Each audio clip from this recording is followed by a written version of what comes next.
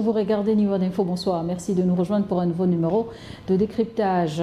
Au Sénégal, le président Bassirou Diomaye Faye a promulgué la nouvelle loi qui modifie l'article 319 du Code pénal. Le texte publié au journal officiel prévoit également des sanctions pénales concernant la promotion et le financement de l'homosexualité dans le pays. Mamadou Diouf, bonsoir et bienvenue.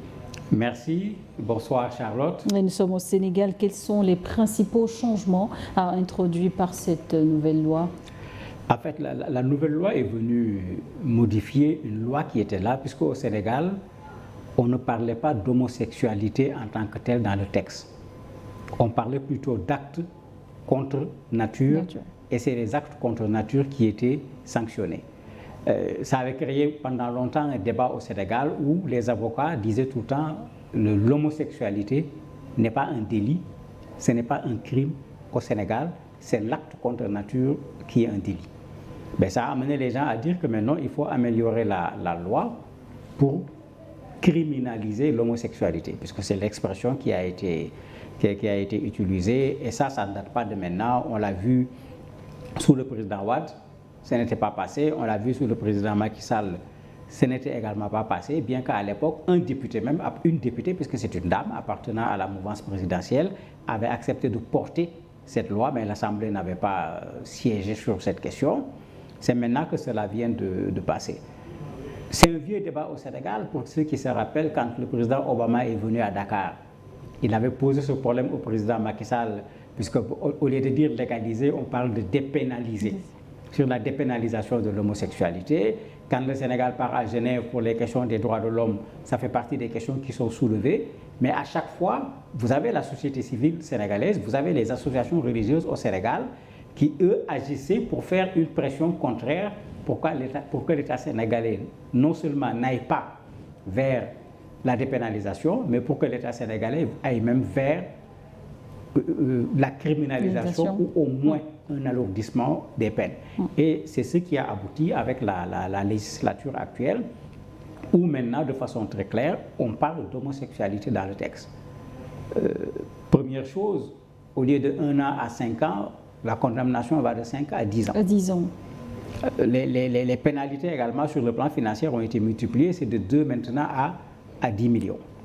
Mais il s'y ajoute une nouvelle chose, la propagande pour l'homosexualité. Justement, comment est-ce que les choses ont évolué dans la société sénégalaise? Comment est-ce que jusque-là, les populations abordaient la question de l'homosexualité? De façon générale, il y a un rejet qui a un double caractère. D'abord, un caractère culturel, c'est-à-dire quelque chose de sénégalais, tout court. Mais un caractère religieux également, puisque la majorité des Sénégalais sont des musulmans et des chrétiens, et ces deux religions rejettent l'homosexualité de façon générale. De sorte qu'au niveau de la société, tu ne trouves presque pas quelqu'un pour approuver une telle chose. Et ça fait que le rejet, il est global. Et comme je l'ai dit, quand le président Macky Sall a dit à Obama non, c'est contraire à nos cultures, c'est contraire à nos croyances, mais tout le Sénégal l'a supporté. Rappelez-vous également ce joueur sénégalais qui avait refusé Gana Gueye de participer à ce match en quelque sorte de promotion des LGBT+. Vous avez vu ce que ça a suscité comme réaction en Europe, où les gens disaient même il faut le sanctionner, il faut le chasser du club. Au Sénégal, ça a suscité une réaction totalement contraire. Il a bénéficié d'un soutien total des Sénégalais qui n'ont pas manqué même de le lui montrer dès la première fois qu'il est venu participer à un match de l'équipe nationale au niveau du Sénégal. Il a été ovationné de façon particulière au niveau du stade.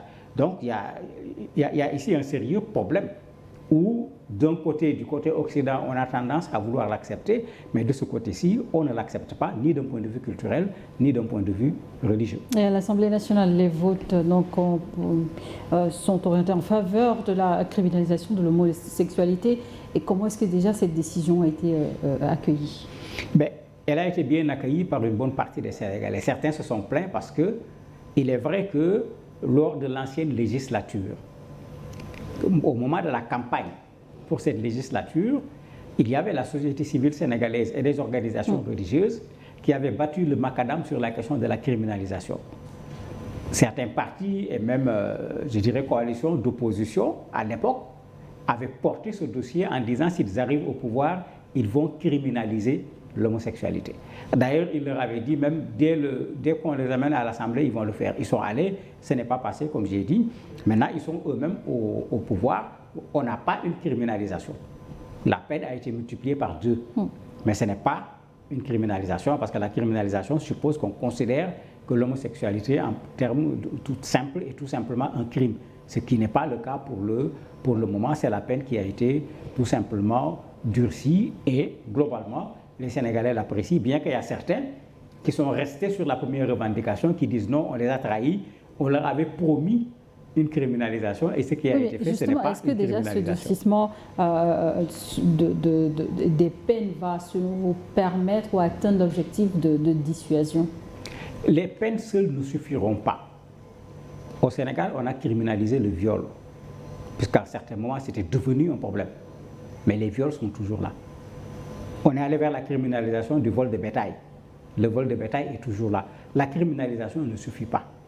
Il faut, dans une société, aller dans le sens de faire un travail d'éducation au niveau des populations, parce que ce n'est pas la loi qui viendra prendre la place d'un travail qui devait être fait par l'école, d'un travail qui devait être fait par la maison, d'un travail qui devait être fait par la société. Puisque la loi, c'est plutôt la sanction, c'est le côté pénal qu'on va retrouver au niveau de la loi. Je ne crois pas que ça va suffire. C'est vrai que, a priori, on peut dire, mais puisque la loi est là, ça va décourager. Puisqu'on a alourdi, ça va décourager, c'est vrai, mais ce n'est pas vrai pour tout le monde, puisque comme je l'ai dit, le viol continue, malheureusement au Sénégal, le vol du bétail continue, malgré que cela ait été criminalisé. Il faut plus pour qu'on puisse réduire au maximum cela.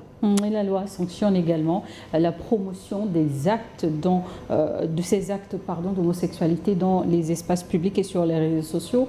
Dans ce cas précis, comment définir la notion de promotion? En fait, pour donner un exemple assez simple, dans les pays où les LGBT+ sont acceptés, mais ils ont une journée qu'on appelle Gay Pride. Les journées de célébration et de défilé. Voilà, où les gens sortent, multicolores, défiler pour montrer leur fierté d'appartenir à ces LGBT+. Mais ça, il sera impossible de le faire au Sénégal parce que la loi l'interdit. Il est arrivé au Sénégal qu'on dise non, les LGBT+ ont envisagé de faire une réunion dans tel hôtel au Sénégal. Parfois, l'information n'est même pas vérifiée. Mais il y a une levée de bouclier qui se déclenche automatiquement pour dire que ça ne se fera pas au Sénégal. Ne parlons plus de mariage ou d'adoption d'enfants dans ces conditions-là. Mais les voix critiques dénoncent une atteinte à la liberté d'expression. Qu'en pensez-vous? Est-ce qu'il faut appeler ça atteinte à la liberté d'expression? Parce que c'est là où il faut faire attention. En Europe, oui, parce qu'en Europe, aujourd'hui, si tu te prononces contre l'homosexualité, on considère que même c'est de l'homophobie, tu risques même de te retrouver en procès. Mais on ne va pas prendre le canal européen et l'appliquer à un pays comme le Sénégal, qui n'est pas du tout un pays européen. Donc il ne s'agira pas ici d'un problème de liberté d'expression, il s'agira au contraire de dire à un individu ou à quelques individus, attendez, ce que vous voulez promouvoir dans cette société, la société dans son ensemble ne l'accepte pas. Mais en ce moment, est-ce que c'est la société qui va se soumettre au desiderata de petits groupes de personnes, ou bien est-ce que ce sont ces groupes de personnes qui vont accepter de se soumettre à la société? Mais c'est ça la règle générale, y compris en matière de démocratie. Ce n'est pas la minorité qui va venir imposer à la majorité ce qui devra être fait, surtout qu'ici, on ne peut même pas parler de minorité, c'est un nombre infime de personnes. Vous avez parlé justement d'éducation en la matière. Quel rôle les médias et les journalistes pourront jouer, selon vous, pour faire aussi également respecter la loi et sensibiliser autour de l'homosexualité? Ils ont 2 rôles à jouer dedans. Tout ce qui a été considéré comme scandale, puisqu'il y a eu une fois des jeunes qui se sont mariés à Petit Mbao, pas loin de la ville de Dakar. C'est les journaux, c'est un journal en bonne et due forme qui a révélé cela. Et il ne faut pas voir ce que cela a engendré comme écho au Sénégal. Les gens ont considéré que c'était inadmissible dans ce pays, etc. Donc il y a ce côté révélateur qui est là, parce qu'il faut le dire, la question de l'homosexualité n'est pas totalement une nouveauté dans nos pays. Mais cette ampleur qu'on a l'impression de voir aujourd'hui est liée aux médias, est liée également aux réseaux sociaux. Propagande également. Voilà. C'est pourquoi il faut faire attention parce que en combattant, si on ne fait pas attention, on fait en même temps de la propagande. On fait en même temps de la promotion. Donc, il faut savoir avoir le juste milieu pour dire mais il y a ce phénomène, dénoncer le phénomène, rappeler aux gens les sanctions par rapport à cela, sans tomber dans la propagande. D'ailleurs, le Premier ministre Ousmane Sonko parlait de banalisation, en disant une forme de médiatisation de la chose risque de transformer la chose en une banalisation, et on risque en ce moment, d'un point de vue médiatique, d'un point de vue éducation, d'avoir l'effet contraire à l'effet qu'on était en train de rechercher. Et sur le plan social, comment cette loi pourrait-elle influencer les perceptions et les comportements autour des valeurs familiales? Je me dis que ça vient renforcer des croyances au niveau du Sénégal. D'ailleurs, l'association qu'on a vu le plus s'investir dans cette criminalisation de l'homosexualité s'appelle Sàmm Jikko Yi.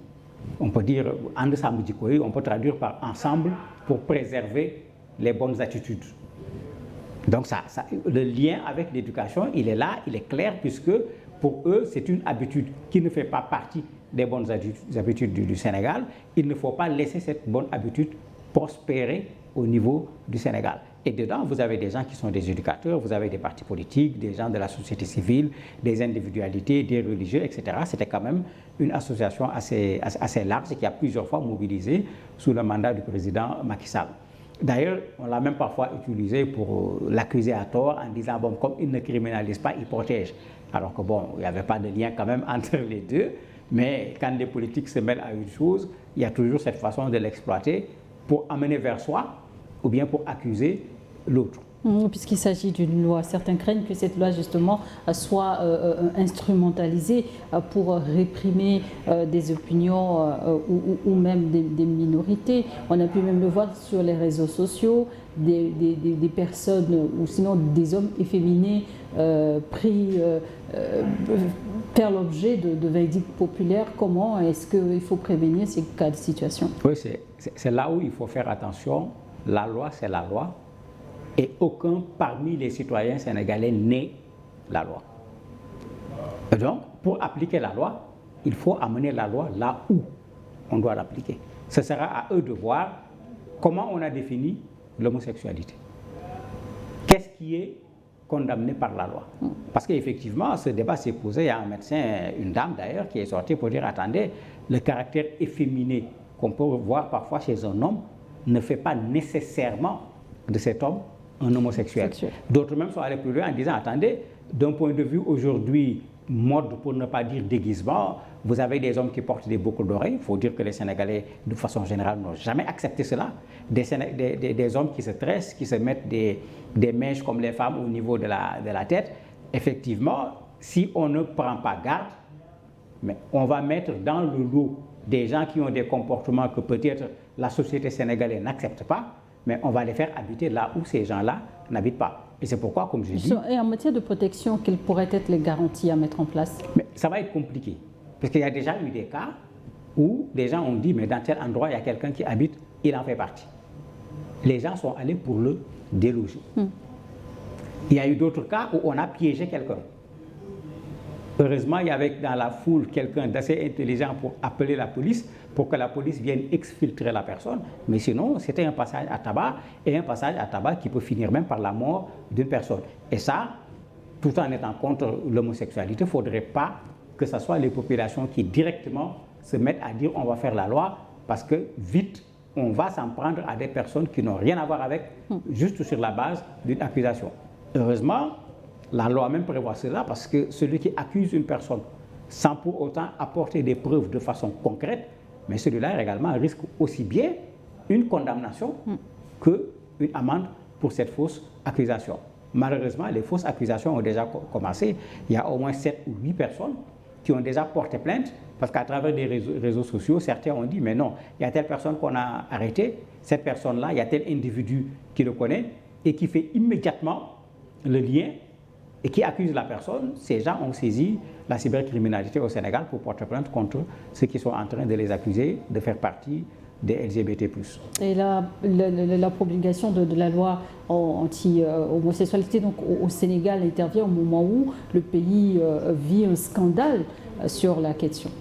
Oui, le Sénégal est secoué actuellement par un scandale sur la question. Il y a une 50aine de personnes qui ont été arrêtées. Les journaux ne cessent de révéler des arrestations. Les journaux ne cessent de dire que ce n'est pas fini. Il y a des arrestations qui d'autres personnes. Justement, puisque une enquête est ouverte. Il y a une enquête qui est ouverte. Il y a d'autres personnes qui risquent encore d'être arrêtées. Ça fait partie de ce qui fait passer cette loi beaucoup plus facilement que si c'était dans une situation stable. Parce que quand ces questions ont commencé, les gens ont commencé à réveiller à nouveau. Voilà, on avait dit de criminaliser. Si on avait criminalisé, les choses ne seraient pas arrivées à ce niveau-là. L'État a profité de, j'allais dire, cet environnement favorable où il y avait un rejet global de ce qui se passait pour faire passer la loi au niveau de l'Assemblée, faire passer également au niveau de la société sénégalaise. Et à l'international, cette réforme pourrait-elle, selon vous, affecter l'image du Sénégal vis-à-vis des organisations de défense des droits humains ou même vis-à-vis des partenaires étrangers? Mais bien sûr, ça a commencé déjà, puisque avant ils ont essayé de décourager le Sénégal pour que l'Assemblée ne retouche pas l'article 319, parce que ce qui était demandé au Sénégal, c'était plutôt de faire le contraire, de dépénaliser, c'est-à-dire de légaliser. Mais la société sénégalaise faisait également pression pour dire aux députés, il n'est pas question. Quand c'est passé à l'Assemblée, la pression allait vers le président de la République. Human Rights Watch et d'autres organisations ont demandé au président de ne pas promulguer la loi. Et quand la loi a été promulguée, vous avez une ministre belge qui devait faire une visite au Sénégal sur des questions d'environnement, qui a pris 2 décisions. La première, c'est de ne plus faire la visite au Sénégal et de ne plus financer ce qui avait été prévu de financer. Le Premier ministre a répondu en lui disant de garder son financement. Plein d'autres Sénégalais ont répondu en leur disant on ne veut pas garder votre financement. Ça veut dire clairement qu'effectivement, aujourd'hui, tout le monde sait que les LGBT+ ont des lobbies avec lesquels ils fonctionnent. Ils vont essayer certainement de jouer sur ce plan, mais si la loi est soutenue très fortement par les populations sénégalaises, ce qui est le cas, cette pression ne pourra pas faire véritablement un effet. Je rappelle encore ce que j'avais dit avec Macky Sall. Il savait très bien qu'il avait tous les Sénégalais derrière lui. C'est pourquoi quand Obama lui a demandé de dépénaliser, il a dit non de façon catégorique, de façon claire, alors que bon, c'était vraiment le moment pour lui de faire attention pour ne pas avoir de problème avec la communauté internationale. Merci, Mohamed Diouf. Merci d'avoir accepté de répondre à nos questions. Merci à vous également de nous avoir suivis le décryptage du jour.